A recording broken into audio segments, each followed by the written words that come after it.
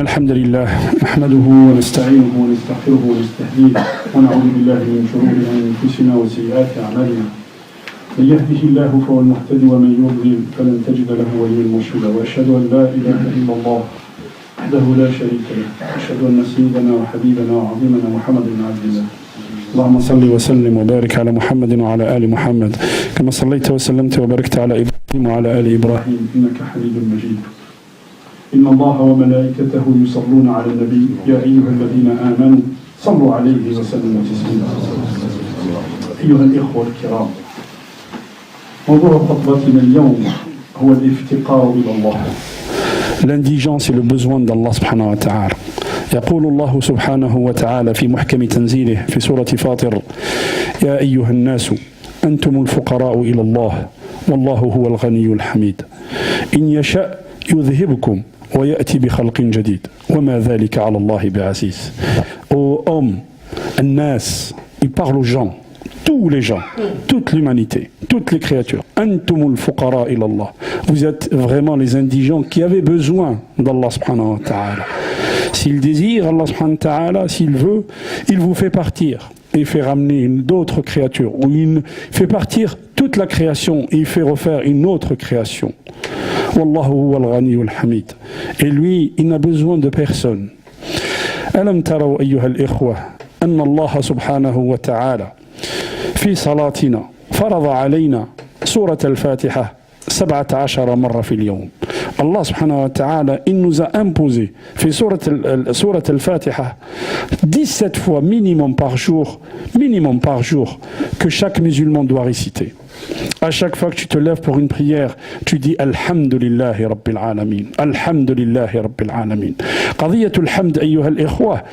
On dit en français les louanges, mais c'est pas tout à fait les louanges. L'anna al-hamd, c'est un remerciement avec les louanges. Les louanges, c'est quand tu vois quelque chose de beau et tu dis que ça c'est beau, effectivement.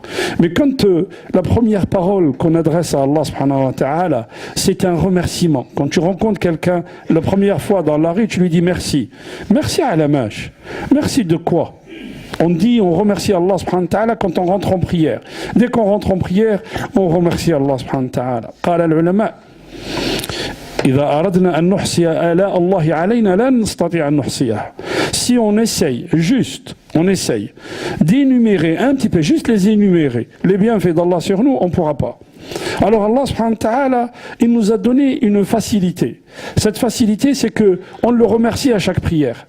On le remercie tahmaduhu li'annahu khalaqaka wa razaqaka wa hadaka. Il t'a créé. هل أتى على الإنسان حين من الدهر لم يكن شيئا مذكورا. Ce fut un temps où personne d'entre nous, de tous ceux qui sont là, nous n'étions même pas une chose mentionnable. Et nous ne serons même pas une chose mentionnable dans 100 ans. Il y a un groupe de gens qui sont venus demander l'heure au prophète sallallahu alayhi wa sallam. قالوا يا محمد متى الساعة. فنظر إليهم, le prophète il n'aimait pas ces questions. قال حين يكبر هذا. Il a vu un petit gamin avec eux. قال quand celui-là il sera grand, فقد قامت ساعتكم. Vous ne serez plus là. فقد قامت ساعتكم. فنحن نحمد الله لأنه أوجدنا من العدم. Il nous a fait venir du néant. خلقك ورزقك. Il nous a donné la subsistance. Il nous a donné. ولو تعدوا نعمة الله لا تحصوها. Vous ne pouvez pas imaginer le bienfait d'Allah subhanahu wa ta'ala sur vous. Mais qui c'est qui reconnaît les bienfaits d'Allah subhanahu wa ta'ala sur lui? C'est celui qui reconnaît la servitude, qui reconnaît le besoin d'Allah subhanahu wa ta'ala. Combien de fois, ayyuha al-ikhwa, on a raconté l'histoire de Moussa alayhi salam. Quand Allah subhanahu wa ta'ala il lui dit وَمَا تِلْكَ بِيَمِينِكَ يَا Moussa. Quand Moussa alayhi salam il parle à Dieu, il parle à Allah, et Allah il lui demande c'est quoi ce que tu as à ta droite? Il dit Asai, c'est ma canne. Asai, c'est la mienne, c'est moi qui l'ai coupée, c'est moi qui l'ai taillée, je l'utilise pour gérer mon troupeau, je l'utilise dans mes affaires de tous les jours. قال ألقها يا موسى, jette-la. فألقاها فإذا هي حية تسعى. Et quand il l'a jetée, qu'est-ce qui s'est passé? Elle est devenue un serpent qui mange tout ce qui est autour. Moussa il a eu peur. Il s'est retiré, il a eu peur. قال خذها ولا تخف. Reprends-la Il n'ait pas peur. Pourquoi? Nous allons lui donner sa première façon, si vous voulez, sa première création. C'est-à-dire, c'était une canne, elle va redevenir une canne. Mais la leçon qu'Allah subhanahu wa ta'ala voulait donner à Moussa, c'est qu'annaka la tamliku shay'a. Tu ne possèdes rien, anta al-insan. Toi qui dis que inna al-insana la yatgha, ana ra'ahu istaghna. Tu ne possèdes rien. Même la canne que tu dis tu la possèdes pas. Même le corps que tu dis je le possède, tu le possèdes pas. Huwa lillahi subhanahu wa ta'ala. Huwa ariyah. C'est une location à terme.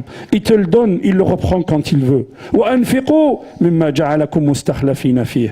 Dépensez de ce qu'il vous a mis gestionnaire dans ce que vous avez.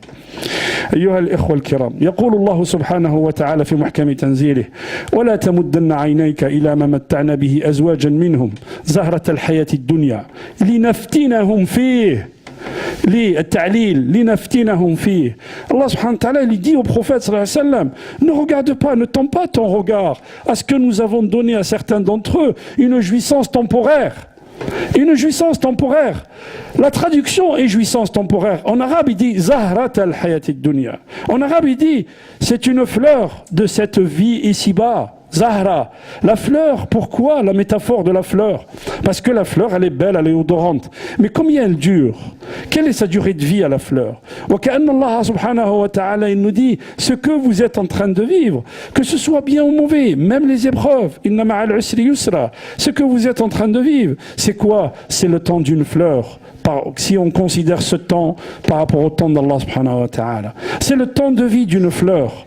ولا تمدن عينيك إلى ما متعنا به أزواجا منهم زهرة الحياة الدنيا لنفتنهم فيه. Allah subhanahu wa ta'ala il leur a donné ça, fitna. Ça va les occuper, ça va fitna لنفتنهم فيه. Pourquoi? Allah subhanahu wa ta'ala dit lève ton regard, regarde plus loin, ne regarde pas le bout de ton nez. Anta ayyuha al-abd al-muslim, anta ayyuha al-abd. Ne regarde pas, ne tends pas ton regard à la jouissance éphémère dont on leur a donné. Regarde plus tard, regarde Allah subhanahu wa ta'ala. Wa rizqu rabbika khayrun wa abqa. Ce que Allah subhanahu wa ta'ala t'a réservé dans l'au-delà, c'est beaucoup mieux. Et surtout, c'est éternel. Alors comment tu peux changer ce que Allah subhanahu wa ta'ala t'a réservé dans l'éternité avec une jouissance temporaire? أفلا تعقلون. Allah subhanahu wa ta'ala il nous dit dans le Coran أفلا تعقلون. Il nous dit si tu veux atteindre ce stade هذه المنزلة, que tu reconnaisses ta servitude vis-à-vis d'Allah subhanahu wa ta'ala, si tu veux reconnaître ta servitude, si tu veux reconnaître بأنك عبد لله subhanahu wa ta'ala, il fait de toi ce qu'il veut, et si tu veux qu'Allah subhanahu wa ta'ala يكون معك, si tu veux qu'Allah subhanahu wa ta'ala soit avec toi tout le temps, لا تقل أنا قل هذا بحمد الله وهذا بإذن الله. Et il te donne la solution. وأمر أهلك بالصلاة واصطبر عليها لا نسألك رزقا نحن نرزقك. Et ordonne à ta famille la prière. واصطبر, ما قالش واصبر, قال واصطبر. قال العلماء زيادة في المبنى زيادة في المعنى. Quand un mot, on rajoute une lettre supplémentaire sur ce mot, il y a un sens plus grave, un sens plus important. Allah subhanahu wa ta'ala il lui dit وأمر أهلك بالصلاة واصطبر عليها. Ordonne à ta famille de faire la prière et puis sois endurant et persévère dans ça. واصطبر عليها لا نسألك رزقا. On ne te demande pas de subsistance. نحن نرزقك. T'inquiète pas. C'est nous qui descendons la subsistance sur toi. أيها الإخوة, نقلت الأخبار وسمعتها من شيخ من المشايخ. الأخبار, les dernières informations dernièrement, أن إنسان صيني, un chinois est décédé, un milliardaire chinois est décédé dernièrement. Il a laissé sur son compte bancaire 1,950 milliard de dollars. Il n'avait pas d'enfant, يا الإخوة, mais il avait une femme. Voyez, sa femme a hérité de tout ce qu'il avait parce qu'il n'avait pas d'enfant. Et sa femme, elle s'est mariée avec qui? Avec son chauffeur. Et du coup, le chauffeur, il a hérité de cette fortune. قال سائق, le chauffeur, il a dit, je pensais que moi, je travaillais pour mon patron. Finalement, c'est mon patron qui a travaillé pour moi. Il a passé son temps à ramasser cet argent. Il l'a laissé à qui? Il l'a laissé à ses héritiers. Et l'héritier, parmi les héritiers, il y en a qui ne soupçonnent même pas. Il y en a qui ne soupçonnaient même pas. Il l'a laissé à ce... Alors, les mathématiciens italiens qui a donné une définition statistique, un théorème statistique, pardon, la loi des 80-20, ou la loi des 30-70. Il vous dit de ce que vous avez, de 100% de ce que vous avez, vous allez dépenser que 30% ou 20%. Et vous allez laisser 70%. Dans les 100% des habits que vous avez dans votre armoire, vous n'utilisez que 20% ou 30%. 70%, vous ne les utilisez pas. Les jeunes, quand ils changent de portable, 70% des fonctions de ce portable, on ne les utilisera pas. 70% d'une grande maison, tu les utiliseras pas. Tu utiliseras la cuisine, la salle de bain et ta salle à manger peut-être. Ou ta chambre à coucher, pardon. Mais 70% de ta grande maison, tu ne l'utiliseras pas. Pourquoi on dit ça, ayyuha al-ikhwa? قال العلماء كي تتعلم شيئا مهما أنت الفقير إلى الله. Fais ce qu'Allah subhanahu wa ta'ala. تتعلم أن تتصدق أن تنفق. Tu apprends à dépenser dans le sentier d'Allah subhanahu wa ta'ala. أن تنفق, tu vas le laisser. Le prophète sallallahu alayhi wa sallam dit من مال وارثه أحب من ماله. Qui aime mieux l'argent de son héritier que son argent à lui? قالوا يا رسول الله, comment on aime l'argent de son héritier? قال ton argent à toi, c'est ce que tu as dépensé dans ta vie. مال الوارث, c'est ce que tu vas laisser. Dépense, n'aie pas peur. Allah subhanahu wa ta'ala yarzuquk. Lillahi khaza'inu samawati wal ard. La deuxième chose, tanazul. Des gens se battent pour un héritage, se battent pour quelque chose. C'est à moi. Laisse, c'est pas grave. Désiste-toi. Ça t'apprend quoi aussi? Ça nous apprend al-qana'a, ayyuha al-ikhwa. La satisfaction de ce qu'Allah subhanahu wa ta'ala nous a donné. وَلَا تَمُدَّنَّ عَيْنَيْكَ إِلَى مَا مَتَّعْنَا بِهِ أَزْوَاجًا مِّنْهُمْ. Allah subhanahu wa ta'ala dans une autre ayah, في سورة الحجر, il dit au prophète وَلَقَدْ أَتَيْنَكَ سَبْعًا مِنَ الْمَثَانِ وَالْقُرْآنِ الْعَظِيمِ فَلَا تَمُدَّنَّ عَيْنَيْكَ. Nous t'avons donné les 7 dédoublés, Al-Fatiha, la grande sourate du Coran, وَالْقُرْآنِ الْعَظِيمِ. Et le Coran al-Karim, c'est quelque chose d'extraordinaire qu'Allah subhanahu wa ta'ala t'a donné, mais que nous ne connaissons pas la valeur, ayyuha al-ikhwa. Alors ne tends pas ton regard à cette jouissance éphémère. Et la dernière chose, ayyuha al-ikhwa, l'humilité. L'humilité, tawadu. L'insan, il reste humble. La yaqulu ana wa ana wa ana. Lasta shay. Min ghayrillah, bidunillah subhanahu wa ta'ala. Le premier qui a dit ana, moi, je suis mieux que lui. Allah subhanahu wa ta'ala, il l'a fait sortir de sa miséricorde. L'insanun qawiyyun billahi wa faqirun. فقير بالله ولا بغير الله.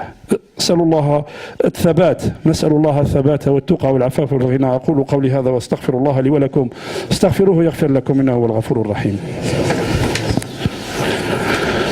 بسم الله والحمد لله والصلاة والسلام على رسول الله.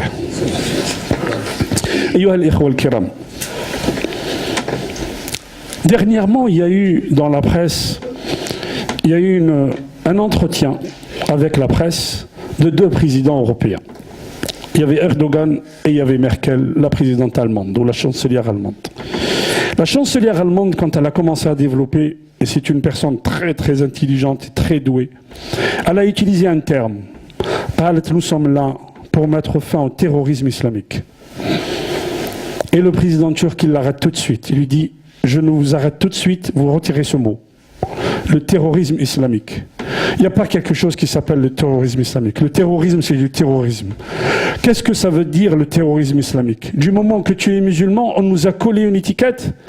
Qu'est-ce que ça veut dire? Un terroriste, quelqu'un qui tue des innocents est un terroriste. Que ce soit un terroriste d'État ou un terroriste qui s'appelle Mohamed ou un terroriste qui s'appelle Pierre, Paul ou Jacques. Un terroriste est un terroriste, ayyuha al-ikhwa. Quand quelqu'un donne un discours dans la haine, on n'est pas d'accord avec lui. Mais s'il y a un problème avec le discours, il faut régler le problème avec la personne. Il faut régler le problème avec le discours. Il ne faut pas mettre en otage toute une communauté. Il ne faut pas mettre en otage tous les fidèles. Ce qui s'est passé cette semaine, ayyuha al-ikhwa, on nous a fermé un lieu de culte. Ce sont nos frères qui disent La ilaha illallah, qui prient là-bas. Même si on n'est pas d'accord avec le discours, d'accord, ok, il n'y a pas de problème. On règle le problème du discours, mais on ne prend pas en otage toute une communauté. Les gens qui habitent à combien de lieux, de ce lieu-là, de ce lieu de prière, et qui vont venir de là-bas pour faire la prière, alors que la liberté de conscience est un droit constitutionnel, ayyuha al-ikhwa. C'est un endroit consacré. S'il y a un problème avec le discours, on réglera le problème avec le discours. Mais nous ne laisserons pas faire que nos frères, on leur ferme un lieu de culte pour qu'ils ne puissent pas adorer Allah subhanahu wa ta'ala comme ils le souhaitent. Qu'on soit bien d'accord sur ça, ayyuha al-ikhwa. Et on ne laissera jamais tomber nos frères, ayyuha al-ikhwa. Même si on n'est pas d'accord sur la façon d'aborder les choses ou sur la méthodologie, c'est pas grave. C'est pas grave. اختلف الأنبياء واختلف الصحابة. Les prophètes n'étaient pas tous d'accord. As-Sahaba n'étaient pas tous d'accord. Et c'est humain de ne pas être d'accord avec quelqu'un d'autre. Dans les mêmes partis, ils ne sont pas d'accord entre eux. Dans les mêmes partis, ils sont obligés d'organiser des primaires pour désigner qui va. Mais regardez, ayyuhal ikhwa, quand quelqu'un se dit chrétien et qu'il détourne les biens de l'État, est-ce qu'on dit que c'est du détournement chrétien ? Est-ce qu'on le souhaite ? Est-ce qu'on dit de cette personne-là, on va accuser sa chrétienté ? C'était quelqu'un qui est sorti du sentier. Est-ce qu'on va accuser la chrétienté pour ça ? Pourquoi quand un musulman il sort des sentiers, on accuse l'islam ou les musulmans ? Les musulmans, quand ils viennent en prière, quand ils viennent dans un lieu de culte, ils viennent, ils cherchent, ils sont en quête de spiritualité. Ils sont en quête d'apaisement, en quête de transcendance vis-à-vis d'Allah subhanahu wa ta'ala. Wala yakhti al-muslimun. Et là, je fais un appel à mes frères, parce que ce sont nos frères. Je fais un appel à mes frères. ولا تفرقوا. Allah subhanahu wa ta'ala nous dit, ne vous dispersez pas. إن الذين فرقوا دينهم وكانوا شيعا لست منهم في شيء. Ceux qui se sont disloqués, ceux qui se sont divisés, ils sont devenus des groupes. لست منهم في شيء. Nous disons tous la ilaha illallah. Nous sommes tous des musulmans. Et on s'insurge contre le fait qu'une autorité ferme un lieu consacré ayyuha al-ikhwa li'ibadati Allah subhanahu wa ta'ala. نسأل الله الثبات أيها الإخوة، نسأل الله أن يعطينا الثبات، فنحن في زمن صعب، في زمن الفتن. نسأل الله سبحانه وتعالى qu'il nous accorde sa miséricorde et qu'il nous accorde la force pour faire face à toute cette adversité.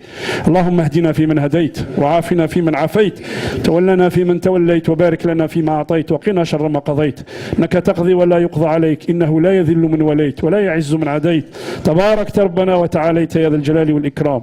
اللهم اقسم لنا من خشيتك ما تحول به بيننا وبين معصيتك ومن الطاعات ما تبلغنا به جنتك ومن اليقين ما تهون به علينا مصائب الدنيا ومتعنا اللهم بأسماعنا وأبصارنا وأبداننا أبدا ما أحييتنا واجعله الوارث منا واجعل ثأرنا على من ظلمنا وانصرنا على من عادانا ولا تجعل الدنيا أكبر همنا ولا مبلغ علمنا واجعل الحياة زيادة لنا في كل خير واجعل الموت راحة لنا من كل شر.